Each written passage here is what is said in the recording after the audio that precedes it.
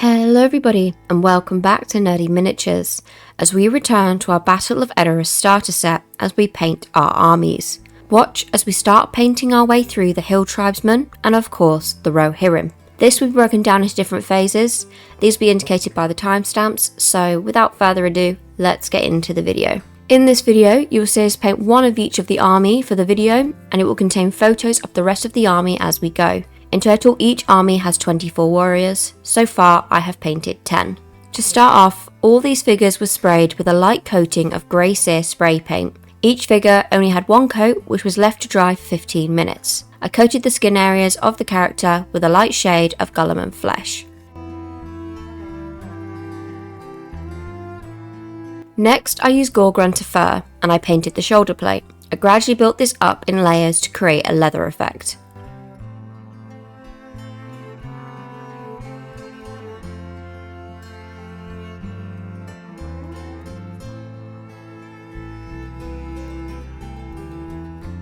Next, I moved on to his shield. For this, I mixed a small amount of Gore Grunta Fur and Abaddon Black, just to create a dirtier wooden effect. I built this up in gradual layers to deepen the colour.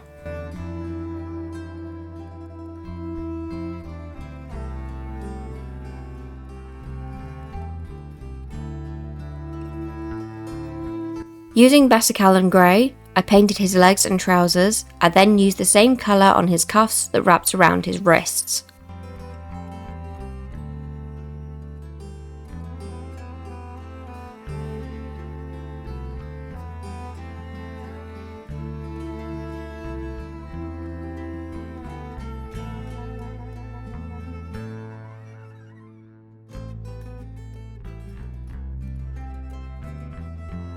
Using Gorthor Brown, I started to add colour to his clothing. The Hill Tribe's outfit contains a lot of tattered cloths and fabrics and furs. This adds quite a unique effect to each figure, and although there are only 12 character designs for these figures, you can easily make each one unique by changing the colour scheme.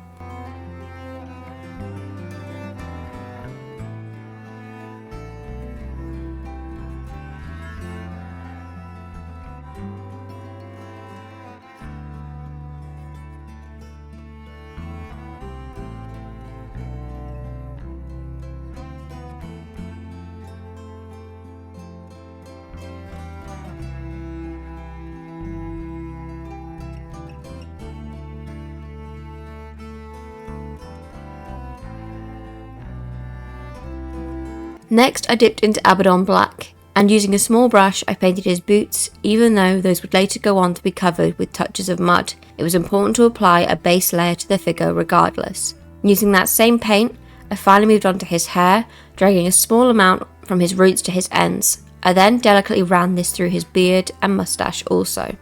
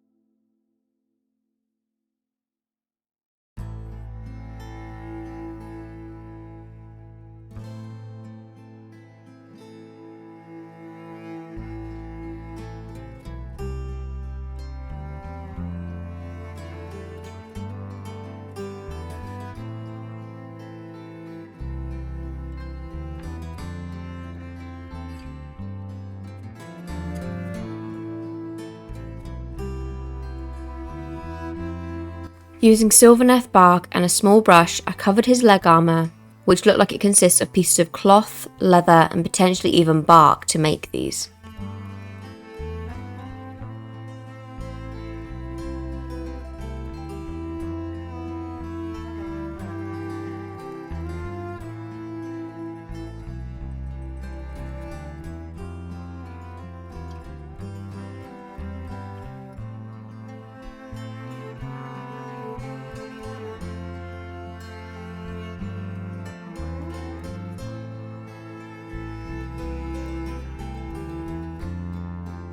Sticking with the bark theme, I picked up Dryad Bark and used it to cover his belts, as well as one of the wraps that cover his shoulder and tucks into it.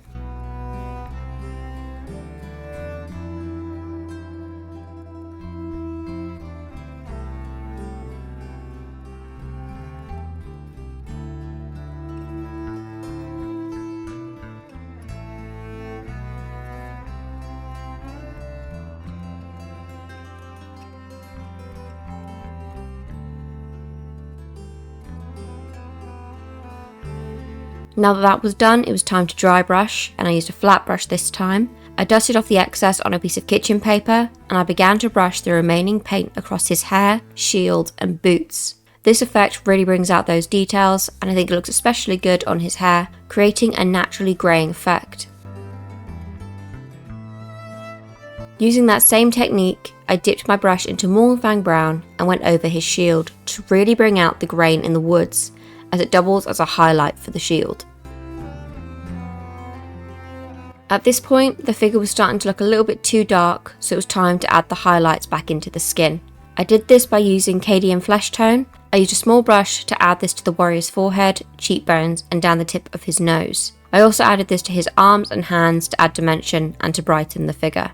Moving on to his tunic, I brightened this by adding Rakarth Flesh to certain patches of the tunic. This also created the effect of the Hill Tribe's outfit being made of whatever materials they could find.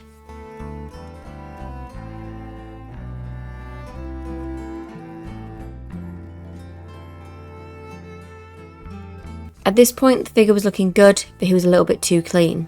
To add the dirty effect and to add shadows to the creases, I went over the figure with a layer of Nuln oil and a larger brush. I covered the entire figure in this, but focused mostly on the tunic.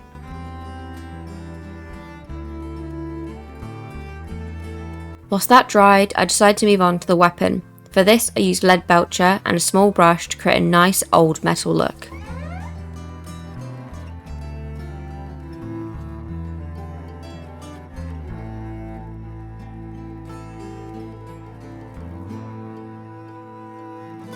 To create a worn material effect on his clothes, I dipped my dry brush into Bane Blade Brown. I dusted off the excess before sweeping it across his tunic. This was really to re-add dimension to the fabric and to create an old rags kind of look, but it also doubles as a highlight.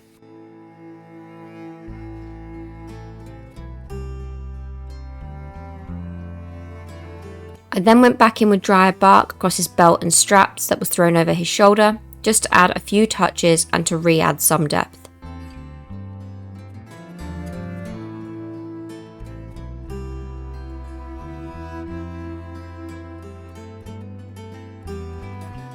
Now we move on to my favourite piece of this figure, which is the rusting of his blade. To do this, I used Skeleton Horde, and I brushed it across the edges of the blade. I'm very happy I used it, and it even inspired me to do something similar with my Rohirrim figure. I then proceed to add my white to the eyes, and to a small number of furs coming out from underneath the leather pieces covering his shoulder.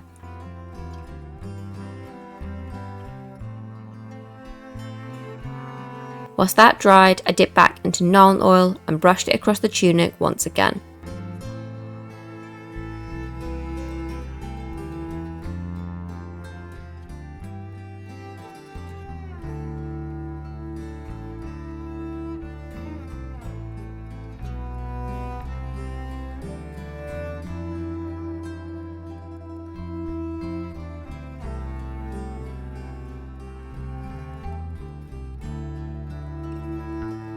This is the end of our Hill Tribe figure, but now it was time to do the base. I used a technical paint called Starland Mud and covered it rather thickly across the base. For this I clearly needed supervision, so my cat decided to join me just to make sure I was doing a good job. To add dimension to the base, I laid a thin layer of Air Mornfang Brown before leaving it to dry and adding some fake grass to finish it off.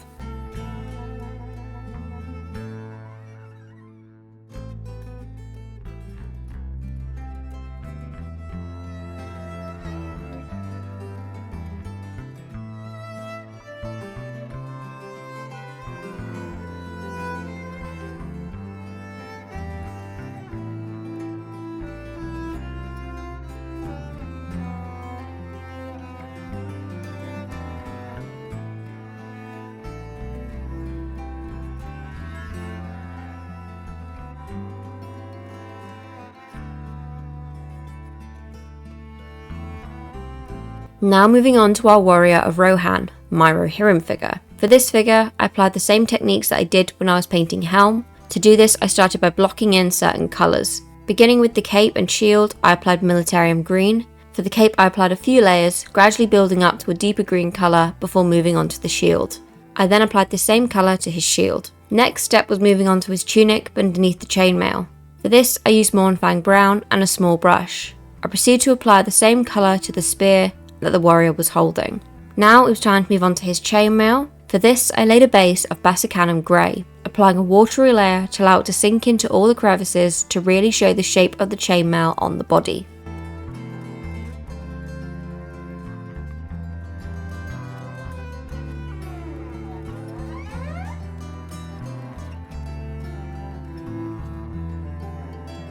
I then moved on to his hair. Typical of the people of Rohan and the Rohirrim, most of them have light hair. To achieve this, I used the shade Sandry Dust and a small brush. I brushed this down the length of his hair and then did the same for his beard.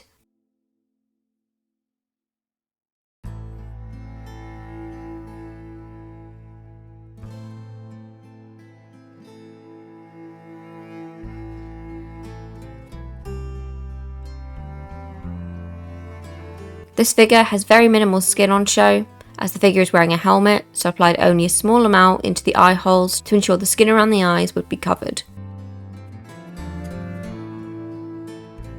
Now it was time to move on to the shield. For this I used the shade Grey Seer and a small brush, and I began to paint the small triangles on the shield along with the ring that wrapped around the middle.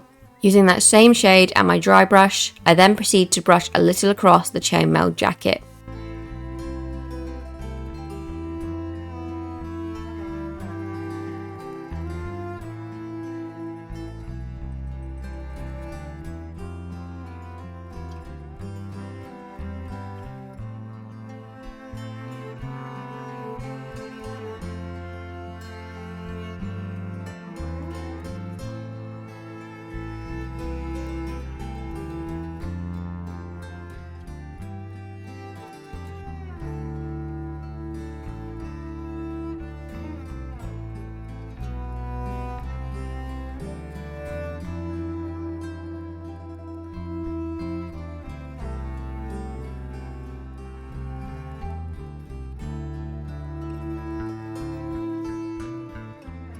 Now it was time to start adding the metal elements. Using the shade Iron Hand Steel, I added this to the chainmail jacket and painted this onto each individual piece to avoid taking away from the darkness that I'd already added.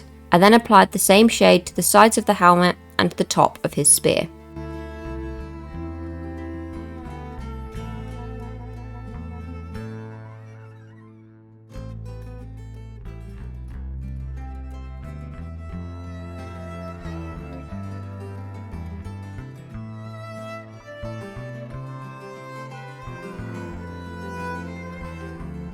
Now moving on to the gold elements. For this I used Auric Armour Gold. I applied it to the brooch just underneath the warrior's beard, and I applied the same shade to the centre of the helmet, and I also applied this to the band that wrapped around the top of the spear. I also used this to fill in the middle of the shield. I dipped back into the shade Bassacanum Grey and applied this to the cuffs, as well as his gloves, hands and his boots.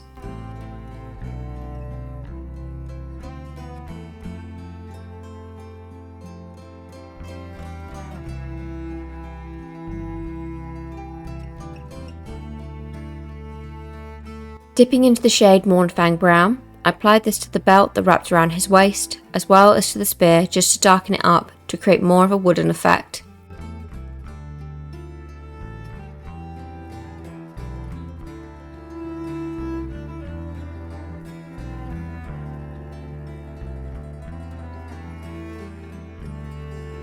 Using the paint Bellagio model colour in white and a very small brush, I applied this colour to a few pieces of the chainmail just to add dimension and to add highlights. I also took this time to do his eyes and to really pull the figure together.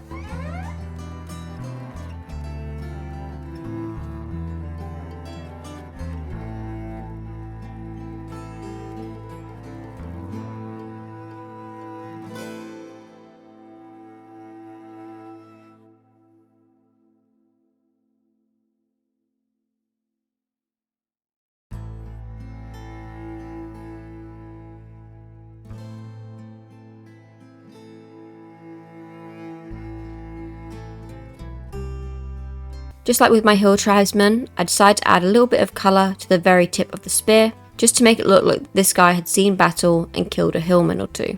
Now it was time to add the finishing touches of the highlights. For the cape, I used the shade Warrigh Flesh and applied it to the high points of the cape. It wasn't showing up as well as I liked, so in the end, I decided to get out my dry brush again and the shade Grey Seer and dusted it across the cape. I then went back in with that green colour, and that made it a little bit more prominent.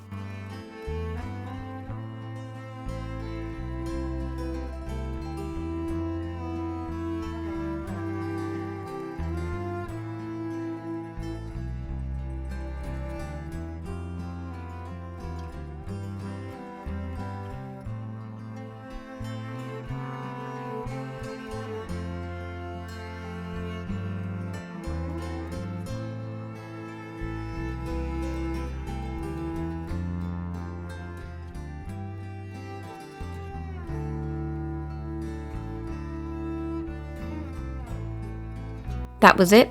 Now it was time to move on to the base. Just like with the hill tribesmen, I used Sterland mud and the same fake grass to decorate the base. Off screen so far, I have painted a further 8 figures using very similar colour schemes throughout all of them. But over time, I will manage to complete all 24, just in time for us to battle them in just a few weeks' time.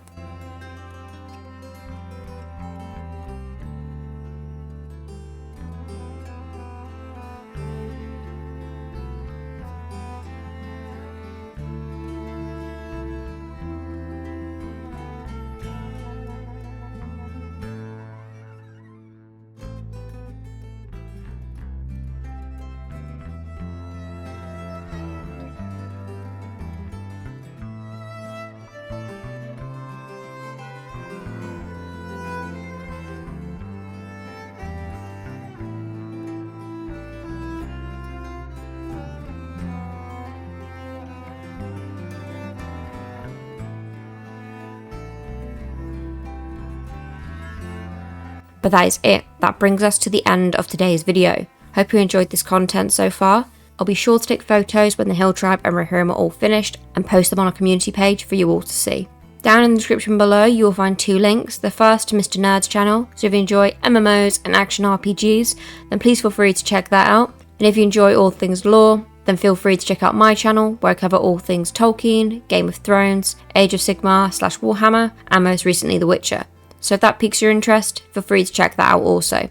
Anyway, that'll be it from me. Hope you guys have a wonderful day or night wherever you are in the world. And as always, peace out.